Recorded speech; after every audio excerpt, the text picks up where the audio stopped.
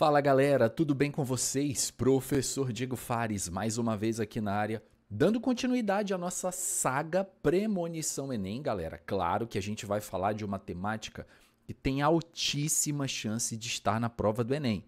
Esse é o objetivo da saga Premonição Enem. Vamos falar hoje, galera, sobre reações orgânicas. Aqui eu vou fazer um passeio com vocês, galera, praticamente por todas as reações orgânicas de relevância no ensino médio, tá? Aqui cabe um ponto importante. Nós vamos ter essa aula em ritmo de revisão. Então eu preciso partir do princípio numa revisão que você estudou esse assunto e a gente só vai clareando os pontos aqui. Se alguma coisa você viu que ficou meio balançada, aí você volta o vídeo nesse pedacinho, tá bom? Porque essa aula ela é um pouco mais longa, então preciso trazer objetividade para a gente ter, então, ritmo de revisão. Bom, quando a gente fala de reações orgânicas, galera, a primeira coisa que a gente precisa ter em mente é que a reação orgânica, para acontecer, ela vai acontecer através de ruptura de ligações, tá? Essa ruptura a gente chama de cisão. Cisão pode ser homolítica, quando a ligação ela quebra ao meio, e ao quebrar ao meio você forma radicais livres, que são estruturas com número ímpar de elétrons, ou a cisão ela pode ser uma cisão heterolítica, em que a ligação ela quebra para um dos lados, um elemento vira um cátion e outro vira um ânion. Dessa maneira, você forma eletrófilo e nucleófilo. Lembra que o eletrófilo é aquela espécie que gosta de elétrons. Se ele gosta de elétrons, é porque ele tem carga positiva. Então, aqui seria um exemplo de um eletrófilo. Lembra que nucleófilo é a espécie que gosta de carga positiva. Para gostar de carga positiva, é o ânion. Quem tem carga negativa, então, se transforma no nucleófilo, beleza? Então, esse é o princípio básico aqui das reações orgânicas. Só reforçando aqui, então, o nucleófilo é a espécie que gosta de carga positiva, portanto, ela tem carga negativa. O eletrófilo é a espécie que gosta de carga negativa, portanto, o eletrófilo, de uma forma geral, ele tem carga positiva, tá? Vamos lembrar aqui, galera, o grupo das reações de substituição. Quando a gente fala em reações de substituição, a gente precisa lembrar que são aquelas reações nas quais um átomo ou grupo de átomos é substituído por outro. Então, aqui temos um exemplo de uma reação de substituição em que o cloro entra no lugar do hidrogênio. Então, na substituição, um entra, o outro sai.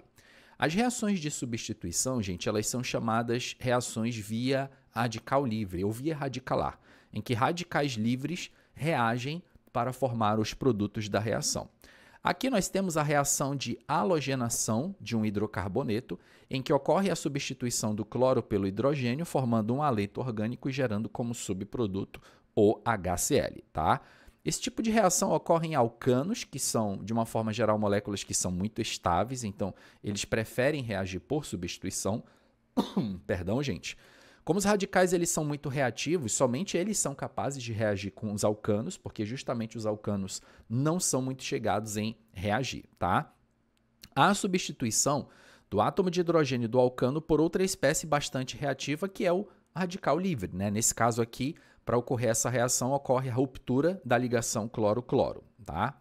Aqui nós temos o exemplo da reação de nitração, em que ocorre a reação com ácido nítrico e o grupo nitro do ácido nítrico entra no lugar do hidrogênio, do hidrocarboneto, se forma, consequentemente, com isso, um composto, um nitrocomposto, nesse caso aqui o nitrometano especificamente, tá? Existe a reação de sulfonação, em que o ácido sulfúrico é colocado para reagir com alcano, o grupo sulfonil ou sulfonila entra no lugar de um hidrogênio, se forma um ácido sulfônico e como subproduto da reação a gente tem a presença aí da água, beleza? Se o alcano fosse um pouco maior, como o propano, teríamos 2 carbonos com possibilidade de substituição. Então, quando a cadeia carbônica é maior, você pode, por exemplo, nesse caso do propano, formar 2 tipos de produto. Quais são esses 2 produtos, tá? Aquele em que o cloro se encontra ligado no carbono central e aquele que o cloro se encontra ligado nos carbonos das extremidades. O composto mais abundante é aquele que tem o cloro ligado ao átomo central.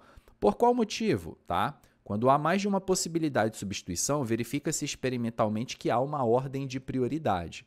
A ordem de prioridade é que o carbono terciário ele vai ter mais reatividade que o carbono secundário, que vai ter mais reatividade que o carbono primário. Nesse caso, vocês observem que esses dois carbonos aqui da extremidade, eles são primários. O do meio é secundário. O secundário é mais reativo que o primário. Então, a substituição tende a ocorrer majoritariamente, nesse caso, no carbono secundário, beleza? Mais uma vez reforçando, tá, gente? Aula em ritmo de revisão. Então, aqui eu não estou explicando muito os porquês, a gente está lembrando das regras. Numa aula completa de reações orgânicas, aí sim, todas essas regras vão ser extremamente detalhadas, mas eu sei, meu querido aluno, que seu tempo é curto e a gente está em ritmo de revisão. As reações de substituição, elas podem ser também substituição eletrofílica, tá, gente? Substituições eletrofílicas quando são substituições geralmente em aromáticos, visto que as espécies que reagem com aromáticos têm que gostar muito de elétrons, porque o benzeno é uma nuvem eletrônica, são eletrófilos. Aqui a gente tem o exemplo da reação de halogenação, tá? Reação de halogenação do benzeno, em que o cloro entra no lugar de um dos hidrogênios do benzeno, tá? Os aromáticos são moléculas com alta estabilidade devido à presença do anel benzênico e ocorre a heterólise das moléculas. Então, aqui já não é uma reação via radicalar, tá? A quebra das ligações ela vai ocorrer através de cisão heterolítica, tá? Bom, a substituição do átomo de hidrogênio do anel aromático pelo eletrófilo do outro reagente. Então, o eletrófilo vai ser justamente essa espécie que vai se combinar com o benzeno, expulsando o hidrogênio daqui. Temos também a reação de sulfonação, que a gente viu agora há pouco, só que no benzeno. O benzeno, quando ele reage com ácido sulfúrico, você vai formar o ácido benzeno sulfônico e água. Eis aqui a reação. Ácido sulfúrico, benzeno, grupo sulfonila entra e ocorre a saída de água. Perfeito? Está aqui a reação demonstrada de uma forma mais detalhada. Ó, grupo sulfonila entrando e o hidrogênio daqui sai e gera como subproduto a água. Na reação de nitração, galera, nós temos o benzeno reagindo com ácido nítrico e isso vai formar o nitrobenzeno mais água. Um detalhe interessante dessa reação é que o catalisador é o ácido sulfúrico. Então, tomar cuidado porque essa não é uma reação de sulfonação. Quando você tem ácido nítrico e sulfúrico juntos, a reação é de nitração e o ácido sulfúrico é meramente o catalisador. Então, aqui nós temos a reação, olhando de uma outra forma, com outro prisma. Ó. Grupo nitro entra e o hidrogênio sai, formando como subproduto água, nós geramos aqui o nitrobenzeno. Reação de halogenação segue o mesmo princípio.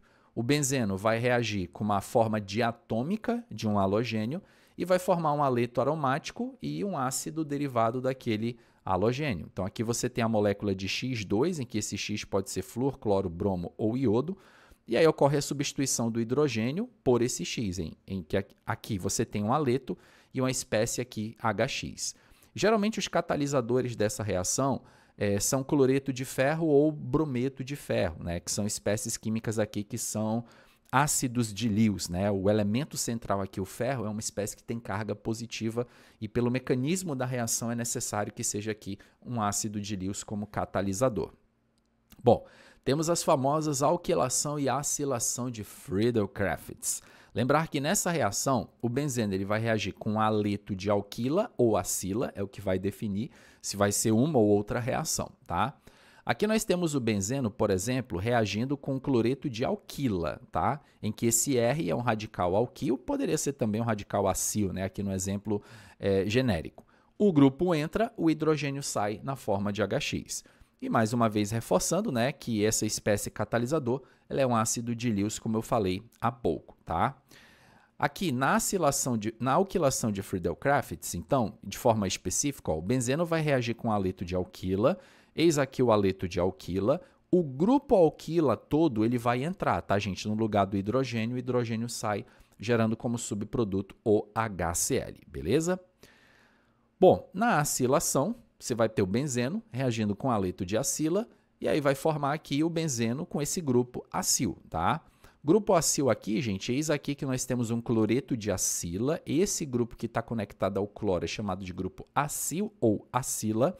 Esse grupo entra no lugar do hidrogênio, o hidrogênio sai se juntando com o cloro, formando HCl. Lembrando que aqui o produto formado ó, é uma cetona, tá? Esse composto aqui pertence à função orgânica cetona, no caso uma cetona aromática. Bom, É importante lembrarmos que o benzeno ele pode já vir com um grupo presente nele. Quando ele vem com um grupo presente, esse grupo ele é chamado de grupo orientador. Para essas reações é fundamental analisarmos o grupo de átomos que já está substituído no anel aromático e seu efeito na estabilidade do composto. Então, por exemplo, nós temos essa reação em que esse grupo é o grupo orientador. E o grupo orientador, o que ele faz? Ele manda o próximo substituinte entrar em uma posição específica. Vocês lembram que essa reação aqui é uma reação de nitração, certo? Em que o ácido sulfúrico é catalisador. O grupo metil é o grupo orientador, tá? Quando o grupo metil é orientador, isso significa que ele vai dizer qual posição o grupamento nitro ele vai ocupar. E aqui a gente lembra que o grupo nitro ele pode entrar na posição orto, meta ou para em relação à posição de referência. No caso, no exemplo anterior, a posição de referência era o grupo metil, tá bom? Nós temos dois tipos de grupos orientadores, meu querido aluno, não vamos esquecer disso aqui. Inclusive, já tem vídeo no canal que eu falei sobre isso de uma forma detalhada. Aqui eu estou indo em ritmo de revisão. Os grupos ortoparadirigentes geralmente são grupamentos saturados, formados apenas por ligação simples, e esses grupos eles são grupos ativantes. Grupos ativantes são grupamentos que, de uma forma geral, empurram elétrons para o anel aromático. Empurrando elétrons, o que eles fazem? Facilitam as reações de substituição eletrofílica, deixando o anel aromático mais reativo. Grupos ativantes fazem com que a reação de substituição eletrofílica seja mais rápida e mais eficiente, tá? Com exceção dos halogênios, tá, gente? Os principais grupos que são ativantes e, ao mesmo tempo, ortoparadirigentes, né? Porque os halogênios, eles são desativantes, mas aí isso é conversa para outro momento, ó. Aqui nós temos o grupamento NH2, que é o grupamento amino, o grupamento OH, grupamento de éteres, radicais alquila de uma forma geral, e halogênios são grupos ortoparadirigentes, beleza? Grupos de metadirigentes geralmente são grupamentos insaturados e eles são desativantes, porque eles puxam elétrons do anel aromático, tornando a reação de substituição eletrofílica mais lenta, tá? Como eu coloquei aqui, ó, eles vão deixar o anel aromático menos reativo. Geralmente são grupamentos que têm algum tipo de insaturação. Grupo nitro, grupo sulfonilo, o grupo carboxila, o grupo dos aldeídos, o grupo CN, são grupos ali que geralmente têm algum tipo de insaturação, tá? Então, quando nós pegamos o benzeno e fazemos uma reação de nitração, nós formamos o nitrobenzeno, tá? O nitrobenzeno, lembre-se, ele é um grupo metadirigente, nós vimos ele agora há pouco na tabela. Se ele é metadirigente, quando eu fizer a halogenação desse composto, o halogênio entra na posição meta, ó. Então, percebam que aqui eu tenho um composto, um produto formado na posição meta, porque o grupo orientador, que é o grupo nitro, ele é um grupo metadirigente, tá? Então, ocorreu uma reação de nitração, NO2 ocupando qualquer posição no benzeno, só que quando entrou o Cl2, que já havia um grupo ali, esse grupo ele orientou para a posição meta, beleza? Bom, nós temos aqui a reação de halogenação. Posso colocar o halogênio em qualquer carbono do benzeno, não teria problema, colocamos aqui. Na sequência, ó, que eu vou fazer uma nova halogenação. Opa, se eu fizer uma nova halogenação, esse aqui é o grupo orientador. E a gente lembra que esse grupo orientador, pela tabela anterior, ele é um grupo ortoparadirigente. Ortoparadirigente significa, então, que eu vou ter a formação de dois isômeros de posição como os produtos principais da reação, em que a diferença entre eles é os dois halogênios na posição orto e outros dois halogênios na posição para, isômeros de posição, não esquecer disso aqui, tá bom, gente? Então tá aqui o isômero orto e o isômero para, porque o grupo orientador ele era um grupo ortoparadirigente. Bom, aqui nós temos o exemplo de uma reação de alquilação de Friedel-Crafts, em que eu coloquei o grupo metila no benzeno. Na sequência eu fiz uma nitração, só que o grupo metila, da mesma forma que a gente viu anteriormente, ele é um grupo ortoparadirigente.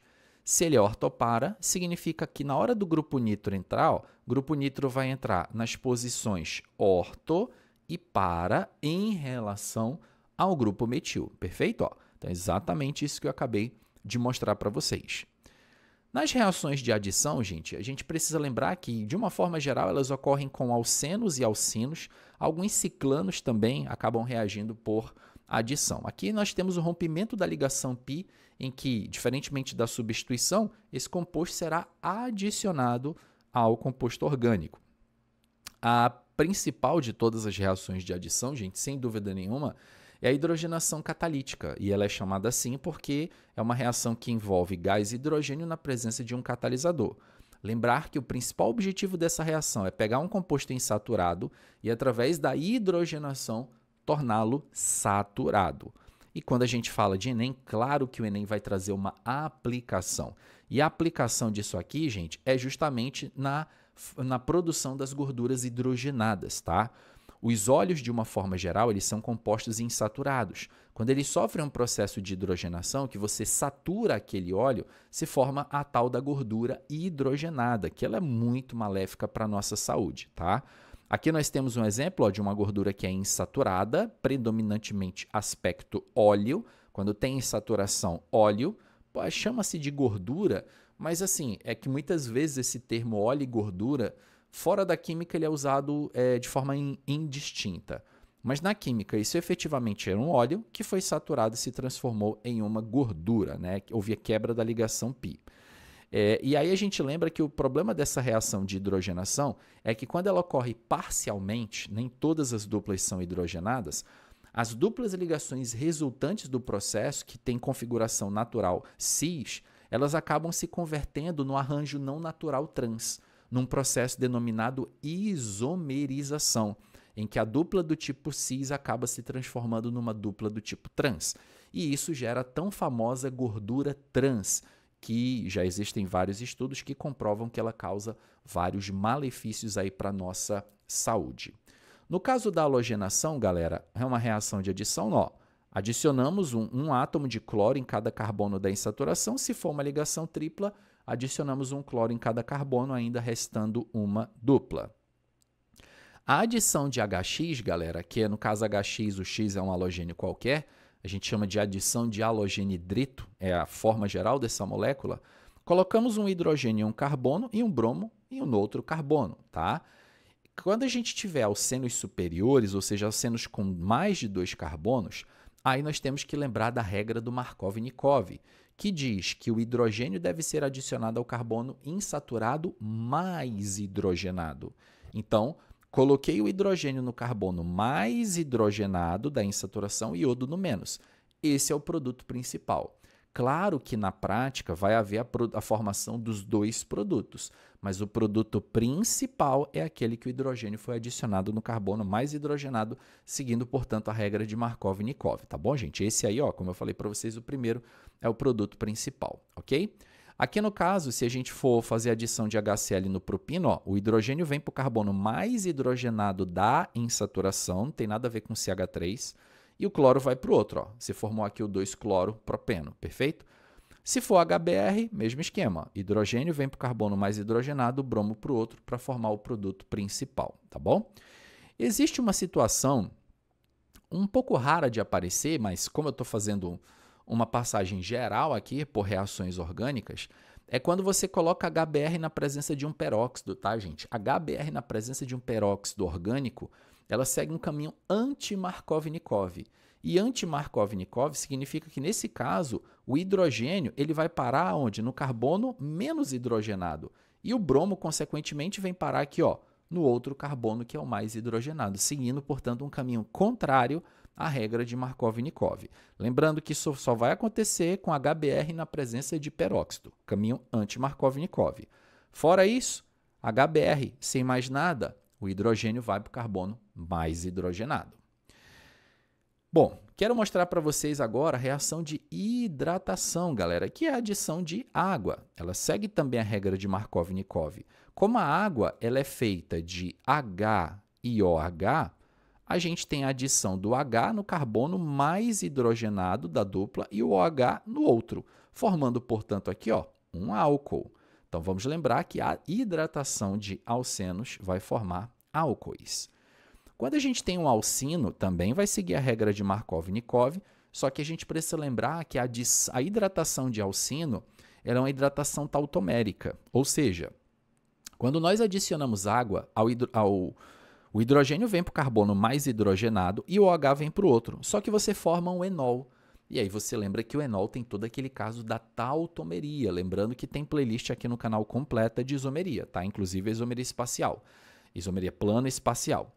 Então a gente formou aqui, ó, um enol. E o enol, quando ele sofre tautomeria, ele vai formar um aldeído ou uma cetona. Então, no caso da hidratação de alcinos, vamos tomar cuidado porque a tautomeria vai fazer o enol se transformar num aldeído ou em uma cetona. Reações de eliminação são reações opostas às reações de adição em que eu removo grupos da molécula orgânica aqui no caso. Ó, se eu tirar esse grupo AB, eu tenho, portanto, uma reação de eliminação. Aqui, por exemplo, ó, uma reação de desidrogenação, que é a remoção dos hidrogênios aqui, fazendo o composto retornar a ser um composto insaturado, tá? Temos aqui, por exemplo, a remoção de halogênio, tá? A eliminação de halogênio. Isso acontece quando a gente tem um dialeto, tá? Esse dialeto são dois halogênios na presença de zinco e álcool. Forma-se um alceno e o sal ZnBr2 como subproduto da reação, tá? As reações de eliminação seguem a regra de Zaitsev. A regra de Zaitsev, ela diz que na hora de tirar o hidrogênio, a gente tira o hidrogênio do carbono menos hidrogenado, tá? Então, por exemplo, aqui, ó, nós temos o KBr. Nós temos aqui essa estrutura, ó, HCBr, CHBr. Na hora de tirar hidrogênio, eu tenho que tirar hidrogênio do carbono vizinho. Eu tenho o vizinho mais hidrogenado e o vizinho menos hidrogenado. Regra de Zaitsev diz que eu tenho que tirar do vizinho menos hidrogenado. E quando eu removo hidrogênio do vizinho menos hidrogenado, ó, a dupla ligação vai cair exatamente entre esses dois carbonos. Aqui no caso a mesma coisa, ó. Eu vou remover o halogênio. Eu tenho dois carbonos vizinhos, ó. Esse CH3, ó, tem um hidrogênio aqui embaixo, e esse CH2. Na hora de remover hidrogênio, o que a gente tende a fazer? A gente tende a remover hidrogênio do carbono menos hidrogenado. Essa reação, inclusive, é a mesma reação que vocês estão vendo aqui, né? Ele só mostrou tirando do vizinho menos hidrogenado e tirando do vizinho mais hidrogenado. A reação predominante é essa aqui, tá, gente? Essa outra aqui embaixo, ela ocorre, mas ocorre numa menor proporção. A reação que ocorre de forma majoritária é quando você remove hidrogênio do vizinho menos hidrogenado. Regra de Zaitsev. Bom, desidratação de álcoois, galera, reação bem importante, pode ser intramolecular e intermolecular. Intramolecular é aquela que forma alcenos, tá bom? Precisa ter um meio ácido e uma temperatura por volta de 170 graus. Segue a regra de Zaitsev, tirei o OH, o hidrogênio do carbono vizinho menos hidrogenado. Nesse caso só tem um vizinho, não tem opção, você vai formar o alceno e água, tá? Agora, se a reação de desidratação ela acontecer da seguinte forma, ó, você ter mais de um vizinho, aquilo que eu falei para vocês, ó, o vizinho CH3 é o mais hidrogenado, o vizinho CH é o menos hidrogenado. Ó. E esse cara aqui vai sair, ó, esse hidrogênio aqui, o hidrogênio do carbono vizinho menos hidrogenado. E aí nós teremos, então, o produto principal sendo este primeiro aqui. Desidratação a 140 graus de álcool, galera. Desidratação intermolecular. O produto formado vai ser éter e a temperatura um pouco mais baixa, 140 graus. Aqui a gente precisa lembrar que na desidratação intermolecular você precisa de duas moléculas de álcool para juntar, tirar água e formar uma molécula de éter apenas, perfeito? Bom, quero mostrar para vocês aqui na sequência, gente, as reações de oxidação que são muito importantes para a prova do Enem, tá? São super importantes. Lembrando que reações de oxidação, geralmente, num composto orgânico, é quando aumenta o número de oxigênios ou ocorre diminuição do número de hidrogênios. A gente pode dizer que a molécula sofreu oxidação. Geralmente, os agentes oxidantes são dicromato de potássio ou permanganato de potássio. São substâncias que são muito utilizadas para oxidar um composto orgânico, tá? Quem pode sofrer oxidação, galera? Alcenos, álcoois, aldeídos são os principais. Tem outros também, tá? No caso dos alcenos, a oxidação, gente, nós lembramos que ela pode ser uma oxidação branda ou pode ser uma oxidação enérgica e também uma ozonólise, tá? Oxidação branda é aquela que só rompe a ligação π. Oxidação enérgica é aquela que vai partir a molécula ao meio formando outros dois produtos, tá? A gente vai detalhar aqui.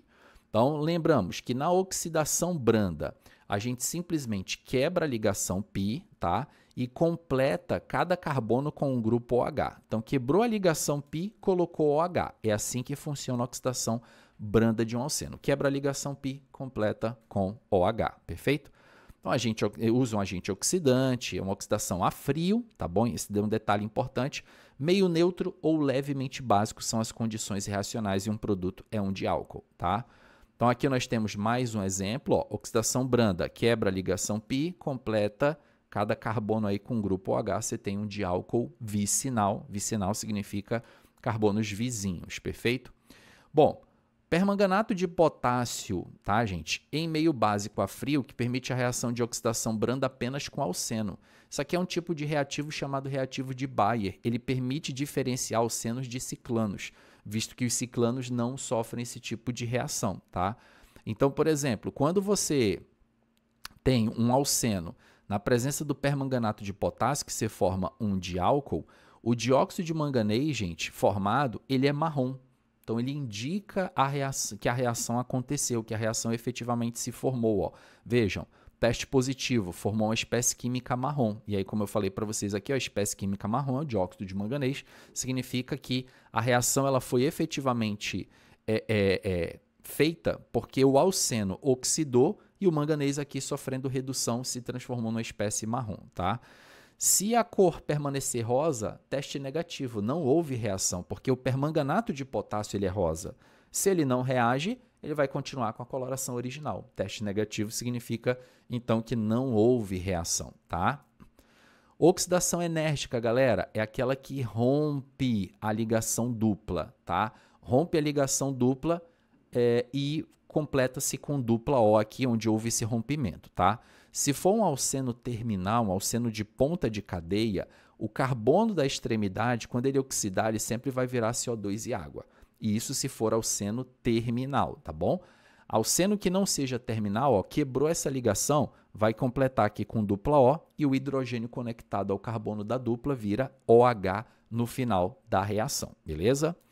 Bom, precisa de um agente oxidante, lógico, tá? É uma oxidação a quente, diferente da branda, que é a frio, a enérgica é a quente, e aqui a gente precisa de um meio base ácido, diferentemente da oxidação branda, que o meio era neutro ou levemente básico, perfeito? Então tá aqui um exemplo, ó. A gente quebra a ligação, carbono primário vai virar CO2 e água, carbono secundário vira ácido carboxílico, perfeito? Bom, se nós tivermos carbono terciário, é importante dizer isso, tá? No carbono terciário, na oxidação enérgica, isso aqui vai virar uma acetona. Aqui o carbono secundário, como eu já falei, ó, na oxidação enérgica vira ácido carboxílico, perfeito? Quando tem dois carbonos terciários, prof, duas cetonas, tá bom? Se forma aí duas cetonas. Aqui, por exemplo, ó, carbono secundário e primário. Então, aqui, carbono secundário vira o ácido carboxílico e o ácido carbônico, no final, se decompõe em CO2 e água, tá? Se você tiver dois carbonos secundários, dois ácidos carboxílicos. Dois carbonos terciários, duas cetonas. Carbono secundário e terciário, você vai formar o quê? Um ácido carboxílico no carbono secundário e uma cetona no carbono terciário. Ozonólise, gente, que já caiu no Enem isso aqui, tá? A reação de oxidação que envolve o ozônio. Na ozonólise, o que acontece? O rompimento da ligação dupla e, nesse rompimento, a gente completa com oxigênio, tá? Aí nós vamos ter a formação de aldeídos, né? Pode ser o metanal, se for um alceno terminal, ou qualquer outro aldeído formado na outra extremidade aqui na cadeia, ó. Então, carbono secundário ou primário, tanto faz, a gente vai ter a produção aí de aldeído, tá bom? Carbono primário sempre vai formar um metanal, carbono secundário vai ter a formação de aldeído, e se porventura aparecer um carbono terciário, a gente vai ter a formação de uma cetona, tá bom? Lembrando que aqui, muitas pessoas chamam essa reação de ozonólise seguida de hidrólise, mas é a mesma coisa que somente ozonólise, visto que a ozonólise ela vai ser seguida de uma hidrólise, porque tem a reação com água e também tem a presença de zinco e o ozônio é o agente oxidante, beleza? Então aqui, ó, quebramos, voltar aqui, ó. Quebramos aqui a reação, ó, aqui é carbono secundário, aqui é primário. Percebe que a gente formou um aldeído e aqui formamos o metanal, perfeito? Aqui, reparem que nós temos um carbono aqui, ó, que é terciário e esse carbono aqui, que é secundário. Então nós formamos aqui uma cetona e um aldeído. Nessa quebra aqui, ó, esse carbono é secundário, esse aqui é terciário. Formamos um aldeído e cetona. Então, cetona sempre se formando aí quando o carbono for terciário. O alceno, galera, quando ele é tratado com permanganato de cromato meio ácido, pH menor que 7, oxidação enérgica. Se for os mesmos reagentes, basicamente, mas meio básico, meio levemente básico a frio, oxidação branda. Se ele for tratado com ozônio, ozonólise, tá? São as oxidações aí. Oxidação de álcool, gente, isso aqui despenca na prova do Enem. Muito, cai muito, muito, muito. Não esquecer que álcool primário quando oxida vira aldeído, aldeído quando oxida vira ácido carboxílico. Lembra bem dessa sequência, tá bom? Tem os agentes oxidantes, geralmente é uma reação a quente e meio ácido, tá bom? Os produtos vão depender, claro, da classificação do álcool. A gente tem um exemplo bem interessante, galera, desse tipo de oxidação, que é o bafômetro, tá? O teste do bafômetro que é feito com esse aparelhinho aqui, tá, gente? Como é que funciona basicamente o teste do bafômetro? O princípio químico do bafômetro é uma reação de oxidação do etanol. Então, você tem a oxidação do etanol, quando o cara está bêbado, né, ele sopra, tem um álcool, o álcool oxida, virando aldeído, ó, um álcool primário, e o permanganato de potássio, que é laranja, ele vai reduzir. Ele reduz para sulfato de cromo, que é um cara verde. Ou seja, soprou no bafômetro, ficou a cor verde ali, ó, o negócio detecta que tem ali um certo nível de álcool no organismo da pessoa, tá? A regra, a justificativa básica para o funcionamento do teste do bafômetro é isso, tá bom, gente? Lembrar que álcool secundário, quando oxida, vira cetona e álcool terciário não oxida, perfeito? Bom, reações de oxidação de aldeído, como aquilo que eu falei para vocês, né? O aldeído, quando oxida, se transforma em ácido carboxílico, tá? Então, os aldeídos são facilmente oxidados, o que permite diferenciá-los das cetonas, porque as cetonas dificilmente sofrem aí o processo de oxidação. Então, oxidação em aldeído, gente. Sempre pensar que aldeído vai oxidar e vai se transformar em ácido carboxílico. O reagente de Feeling, ao reagir com aldeído, forma um precipitado vermelho. Com cetona, nada ocorre. E o precipitado vermelho é porque ocorre a formação do óxido de cobre, tá, gente? Uma vez que o aldeído oxidou, o cobre aqui ele sofre um processo de redução. E aí, quando ele reduz, ele deposita na forma de um precipitado vermelho. Aqui, a gente está vendo o aldeído com reagente de Tollens, tá? Reagente de Tollens, basicamente, é um aldeído oxidando para ácido carboxílico e a prata sofrendo redução. Quando a prata sofre redução, gente, ela deposita nas paredes do recipiente, ó. Aí você fica aí com um espelho de prata.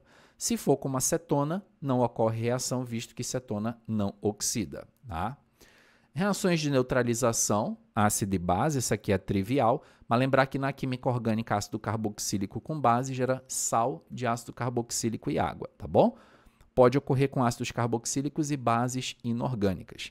Tem a famosa reação de esterificação, gente, que é ácido carboxílico com álcool formando éster e água, reação de esterificação, tá bom? Aqui um exemplo, ó, ácido etanóico mais etanol formando um éster com o subproduto água, tá? Isso é uma reação de equilíbrio químico, porque a reação inversa ela é chamada de hidrólise de éster, tá? No caso, a reação inversa é a hidrólise ácida de éster. Éster mais água formando álcool e ácido carboxílico, tá? Uma aplicação importante, gente, é que os ésteres são utilizados como flavorizantes na indústria química. São utilizados para dar sabor artificial, ó. Aroma em pó idêntico ao de laranja. Isso aí, os ésteres são muito utilizados aí para essa finalidade, tá? A hidrólise ácida de éster, gente, é a reação inversa, tá? Quando você pega um éster, coloca ele para reagir com água, ele vai formar ácido carboxílico e álcool. É o contrário da esterificação, perfeito? Então, os produtos são ácidos carboxílicos e álcool. Não esquecer da transesterificação, já caiu muito no Enem esse tipo de reação, que é a obtenção de um éster a partir de outro éster. Geralmente, a reação utilizada para a formação do biodiesel, visto que a matéria-prima do biodiesel são óleos, e tem cadeias carbônicas muito longas, ésteres derivados do triacilglicerol. Então, você precisa de moléculas menores para ser usada como biodiesel. A transesterificação é perfeita para essa situação. Aqui nós temos um triglicerídeo, ó, um óleo, geralmente um triacilglicerol. Ele reagindo com álcool, nós vamos formar novos ésteres e a glicerina como subproduto. E esses novos ésteres aqui formados de cadeia menor que a molécula original serão utilizados como biodiesel. Portanto, não esquecer que a função orgânica predominante no biodiesel é éster, belezinha?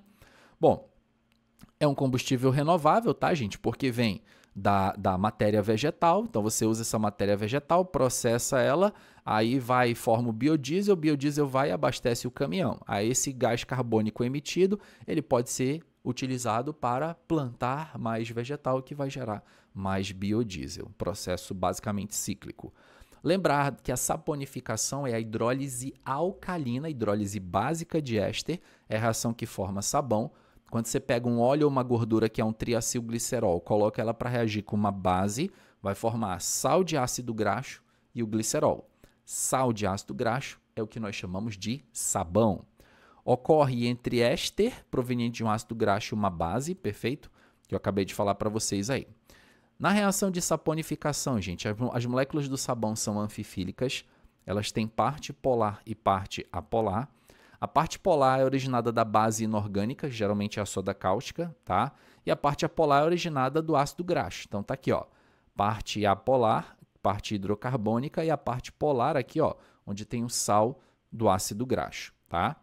E aí quando você tá com uma superfície suja, por exemplo, o óleo, como é que o sabão atua? Ó?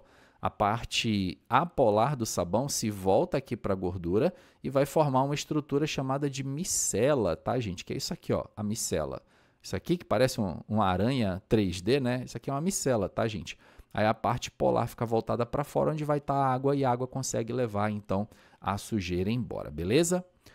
Finalizei aqui, gente, nem vi o tempo do vídeo, mas pô, quase todas as reações orgânicas dadas em 10, 15, 20 minutos, sei lá quanto é que tem de vídeo. Meu querido aluno, esse vídeo merece ser like com certeza. Eu sei que eu fui rápido, eu tenho consciência disso, mas mais uma vez, revisão, tá, gente? Uma aula detalhada de reações orgânicas, isso aqui seria dividido em umas 4, 5 aulas completas. Mas no ritmo de revisão, passei por tudo ali para lembrar para vocês os principais pontos, beleza? Esse vídeo merece seu like, merece seu compartilhamento. Olha só que aula top, gente, gratuita aqui no YouTube, beleza? Fico por aqui e vejo vocês no próximo vídeo do canal para nossa saga Premonição Enem. Grande abraço e até lá, meu povo. Valeu!